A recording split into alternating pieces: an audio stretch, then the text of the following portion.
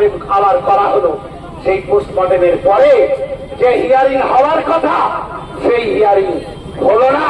আমরা জানতে চাইছি যে মানুষ যদি আদালতের উপরে আমরা আস্থা রাখি, কিন্তু আদালত যদি সঠিক সময়ে বিচার না দেয় তাহলে মানুষ কার কাছে যাবে? এই প্রশ্ন আমার রয়েছে মাননীয় বিচারপতি মহোদয়দের কাছে। যত রাতের অন্ধকারে চোরের মতো এসে পুলিশ তাকে ছাদ থেকে ফেলে হত্যা করলো। সারা বাংলায় যখন উত্তল চেয়ে নিয়ে বাংলার মুখ্যমন্ত্রী বলেছিল এসআইটি গঠন করে দিচ্ছি, 15 দিনের মধ্যে সবকিছু হয়ে যাবে, কিন্তু দুর্ভাগ্যের বিষয় 15 দিন অতিবাহিত হলো, 1 বছর অতিবাহিত হলো, এখনো আনিস বিচার পেল না। আমরা বিচার ব্যবস্থার প্রতি ভরসা রেখে কলকাতা হাইকোর্টে গিয়েছি। আমরা প্রস্তুতি নিচ্ছি আনিসের মামলাটাকে নিয়ে আগামী দিনে সুপ্রিম কোর্টে যাব। আর এখানে আবু সিদ্দিক আল্লাহের পক্ষ বাড়ির লোকজন আছেন, তাদের সাথেও কথা হয়েছে। যদি কলকাতা হাইকোর্ট থেকে আমরা ন্যায় বিচার না পাই, ওই অর্ডারটাকে চ্যালেঞ্জ করে আমরাও সুপ্রিম কোর্টে যাব। তাদেরকে তার সর্বোচ্চ শাস্তি দেওয়ার ব্যবস্থা করব। যে লয়ার গুলোকে দাঁড় করানোর দরকার, তার পরিবর্তে আমি পাতি শব্দটাকে উদ্র করে নিচ্ছি, আমি তার পরিবর্তে তুলনামূলক সিনিয়র ও অ্যাডভোকেটদেরকে না দিয়ে একটা লেভেলে দিচ্ছে, যাতে রকমভাবে ওই মামলাটা সুপ্রিম কোর্ট থেকে এখানে যারা জিতে চায় জিতে যেতে পারে, কিন্তু হতে দেওয়া যাবে না। আপনাদের বলে রাখি, এই মুখ্যমন্ত্রী বিচারিতার কথা সেই জন্যই মাথায় রেখে আমিও সুপ্রিম কোর্টে এই মামলার পাঠিয়েছি পশ্চিম বাংলার ওই অভিযোগ সার্টিফিকেট দেওয়া পেতে তাদের ন্যায় বিচার দেওয়ার জন্য। বন্ধুগণ, শুধু যে বিষয়ে এসেছেন আপনারা আজকে সেই বিষয়ে বলেছে, আমি শুধু দুটো জিনিস অ্যাড করতে চাই। আজকে 22 বছরের তরতাজা ছেলে প্রসেন মন্ডল, তাই সে নাকি চুরি করেছে, এই অপরাধে তাকে পিটিয়ে হত্যা করা হলো। আচ্ছা বলুন, যদি কেউ চুরিও করে নাই, অন্যায় করতে নিশ্চিত হবে, তার জন্য প্রশাসন আছে, আইন আছে, বিচার ব্যবস্থা আছে, কিন্তু আমাদের প্রসেন মন্ডলকে পিটিয়ে হত্যা করলো। এই সাহসটা পাচ্ছে কোথায়?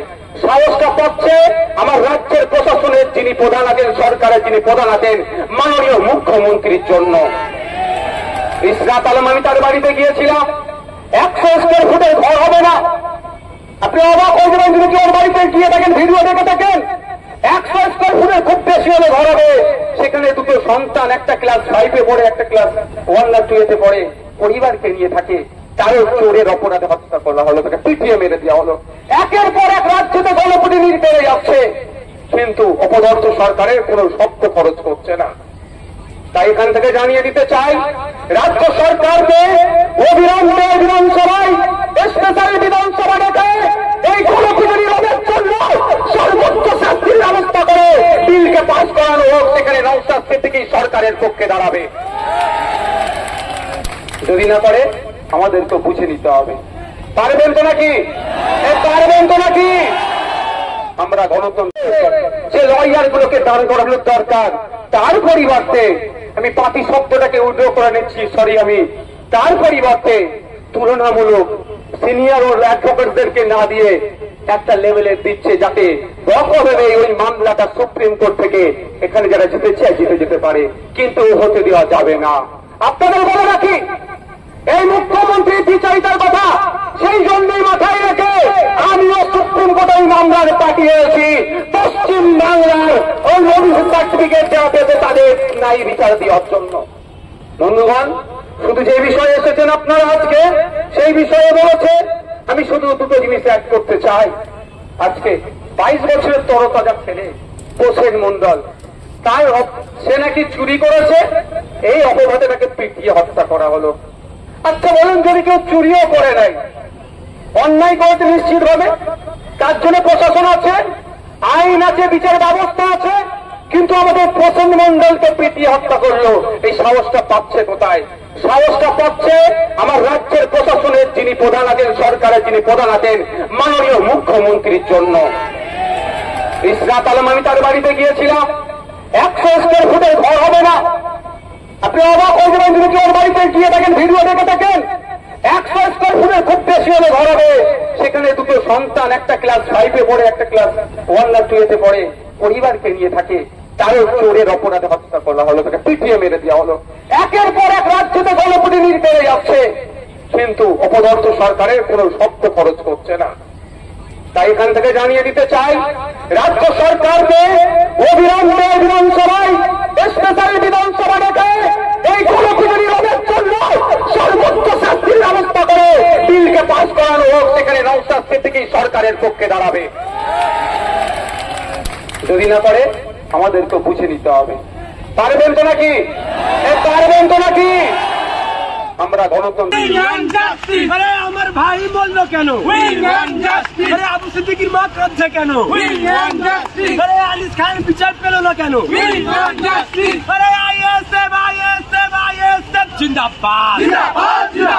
আরে আইএসএফ আইএসএফ আইএসএফ জিন্দাবাদ। আমাদের সংগ্রাম চলছে চলবে, আইএসএফ এর সংগ্রাম চলছে চলবে, খেটে খাওয়া মানুষের সংগ্রাম চলছে চলবে। আরে আইএসএফ আইএসএফ আইএসএফ জিন্দাবাদ জিন্দাবাদ জিন্দাবাদ। আরে আইএসএফ আইএসএফ আইএসএফ জিন্দাবাদ জিন্দাবাদ জিন্দাবাদ। আমাদের সংগ্রাম চলছে চলবে, আমাদের সংগ্রাম চলছে চলবে। শুরু করে আনিসকে যারা ছাদ থেকে ফেলে হত্যা করলো, শিকারী বলে আদিবাসী সমাজের ছেলেকে আফগানি দপ্তর তুলে নিয়ে গিয়েছিল, 3 দিন পরে তার লাশ রয়েছে। সে পুলিশ সরকার কাছ থেকে অপকর্ম করলো, অন্যায় করলো তাদেরকে। এর প্রশাসনের একটা অংশ মুখ্যমন্ত্রী বাঁচানোর জন্য কেন তৎপর হয়ে উঠছে? এর কোনো আগামী দিনে দিতে হবে। আমরা শান্তিপূর্ণ আন্দোলনের পক্ষে, গণতান্ত্রিক ও বঞ্চিত আন্দোলনের পক্ষে, বিচার ব্যবস্থার প্রতি সম্মান রাখি।